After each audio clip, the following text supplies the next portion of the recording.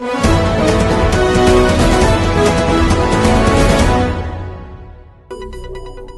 and welcome to Radio Himalaya News. Today we have a very prolific guest with us. She's a TV panelist, a public servant, a writer, speaker, and also a founder of an NGO called Spindle India. And she has been involved in a lot of social work during her lifetime. And now she is also running for the Congress. She's a candidate, a Republican candidate from Milwaukee in Wisconsin. And today we are going to discuss about American politics and the threat of Islam. Let's join her in our show and welcome her. Hello, Purnima Nath ji, namaste. How are you? I'm very well. Thank you so much for having me, Dr. Saab. Oh, it's a pleasure. It's an honor that our channel has a guest like yourself. And how's the campaign going? Fantastic. Very excited about it. I'm a legal immigrant to America in the first generation. So, coming from the background where I come from and running in this country to bring certain messages out there to educate and also alarm the people of America. And I think I feel privileged that this is the experience I bring with me. Great. Talking about alarms. Uh, we are alarmed by the growing strength of Islamist fascism in Europe.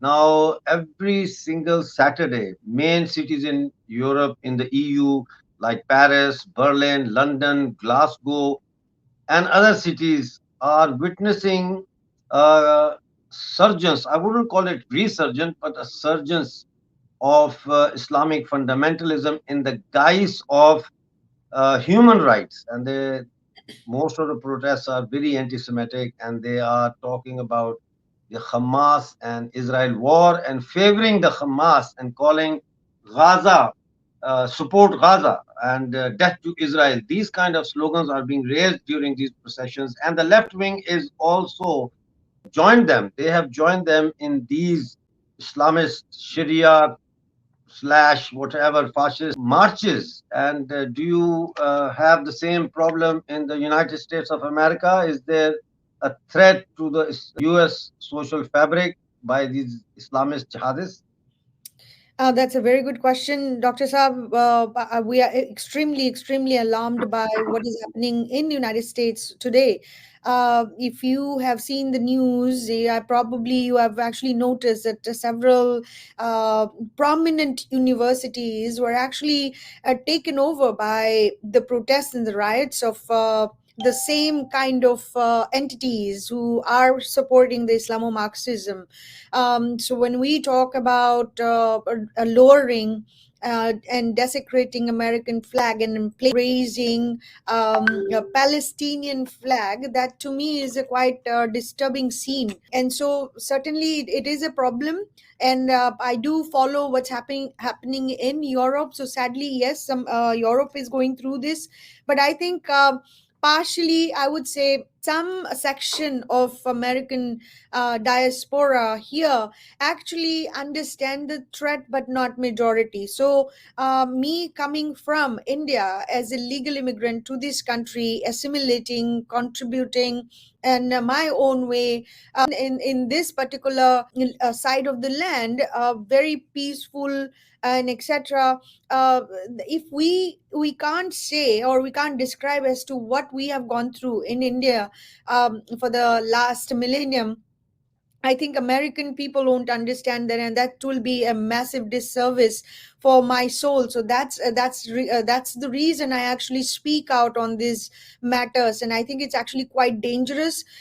Hindu community of India somehow survived, and it's actually very sadly the abuse against Hindus are still happening in the final land of Hindus in India, and it's happening in Pakistan and Bangladesh, Afghanistan. There is no Hindu left at this point of time for them to be abused. So, in short, I basically am taking on the role to communicate to American people, to my constituency as well, that this threat is real.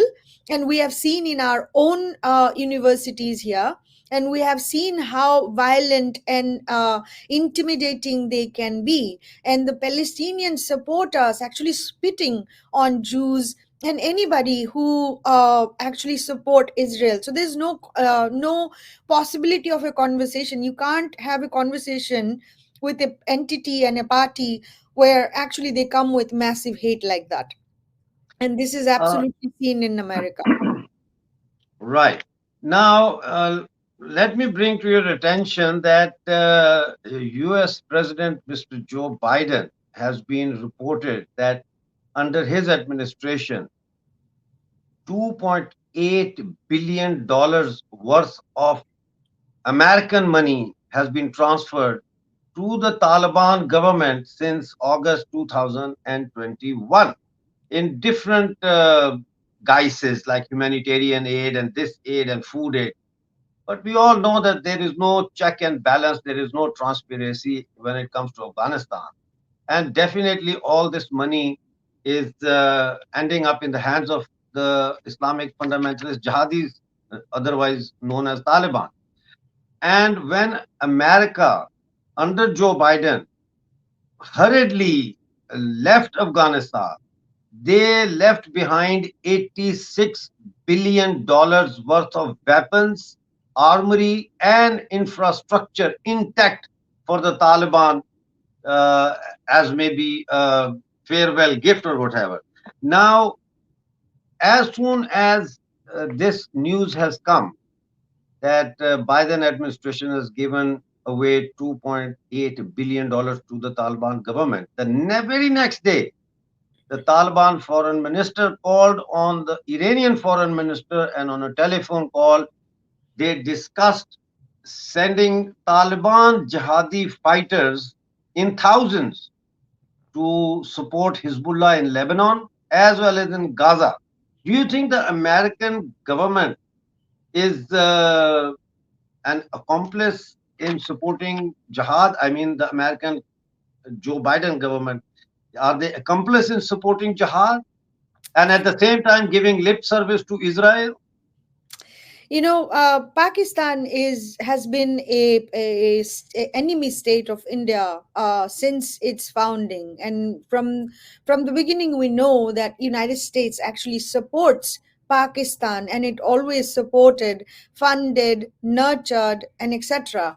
And this is quite concerning because as the land of Hindus, the final land of Hindus that we Hindus have seen, we have seen massive terror attacks in the land of Hindus, and these are all penetrating from the land of Pakistan into India. So when we talk about this kind of fundings that's going to either Taliban or Palestine. Palestine is also getting a tremendous amount of funding from United States, and these are all going under the category of humanitarian aids and etc. And so there's no accountability, as you rightfully said. But you remember recently a news broke when UN worker were found that they were actually connected to jihadi Hamas forces. Initially, they didn't actually believe that UN is involved, but then UN employees are. So exactly what Joe Biden administration is trying to do, it makes no sense at the say from a broader perspective. But I suspect there is something else going on in terms of narrative building. So there might be some deceptive agenda happening which we are unable to see. Okay. But do you think that Joe Biden is clandestinely supporting the Taliban, and by supporting the Taliban, supporting Iran, and by supporting Iran, supporting the Hamas, and playing a double game under Joe Biden? I mean, if Donald Trump was there, things would have been different. Wouldn't you say Absolutely, so? 100%. But as you know that there's a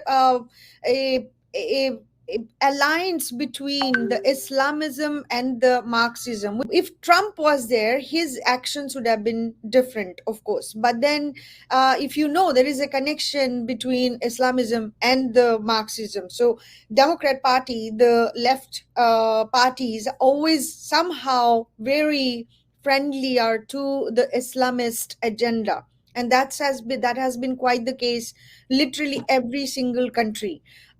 So when we look at from a perspective of Joe Biden's party and Joe Biden's election in 2020, you may remember there was something at that point of time. They actually mobilized 1 million vote for Biden, and that was a coalition of major Islamic organizations.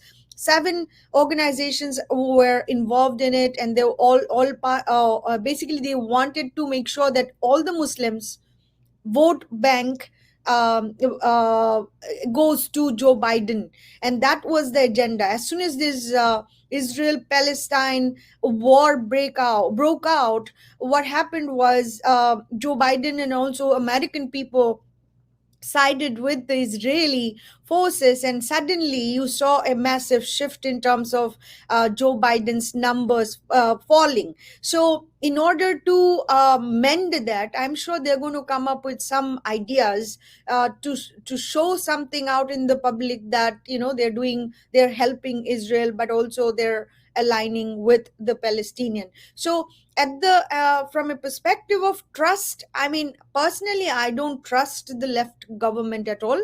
I don't believe they are good for any particular country, especially our country over here. And sadly speaking, and they are the rulers at this point of time, and they are the one who's actually creating narratives and publicizing through their media arms and confusing people. So what you mentioned, it could be possibility, but we So won't know until it is too late. you see, I don't know if you would agree with me, but my personal perception about the Taliban is that they have breached peace in the region. They have launched a war of aggression against an elected government in Afghanistan, and they have caused humanitarian crimes against humanity as well. The simplest and the easiest crime to spot would be that it is more than 1,000 days since they banned girls' education in Afghanistan. So these three tantamount to war crimes. If would you agree with that? Well, if you look at Iran, we saw the massive protests that broke out in Iran because of the similar, agenda, hijab agenda, and women cannot actually walk around without hijab and etc. What Taliban has done to the girls in and the women in Afghanistan is quite sad. Obviously, these are human rights issues, but sadly, though, from a perspective of America, sometimes foreign policy doesn't make sense to me personally, and that's why I speak against the soft agenda that sometimes the leftist government try to push. So, to answer your question simply, we might see we have seen some deceptive activities from the leftist government, and I'm quite concerned about the safety of our country at this point of time as well, Dr. Saab. So this Joe Biden administration and Joe Biden himself as well, they are basically facilitating Islamist jihadism in America. How big and how serious a threat do you think this Islamic mindset and Islamic jihadist mindset is to the American society, and how do you intend to counter it? Well, the first step to counter any problem is to acknowledge there is a problem. But Exactly. today, in our society, in American society, it's not ready. In the sense that maybe small portion of people know this is a threat. But what is happening is that the academia, the media, the corporations, the government entity, the politicians, they actually are scared to talk about it, which is exactly what we have seen in the European Caribbean region, what we see in India, we see literally everywhere which is non-Islamic country, that they are scared to speak about the threat of Islamism. America is no different, and I think the only country so far has actually very the way I want to put it is very bravely countered Islam so far has been India, and with us Hindus being tortured and tormented and shamed and intimidated and then also terrorized over 1,000 years. Still we exist, still we are not eradicated, still we are not erased, and our heritage is coming back. There is a pride in the Hindus that yes, things were difficult before, now the new temple was built.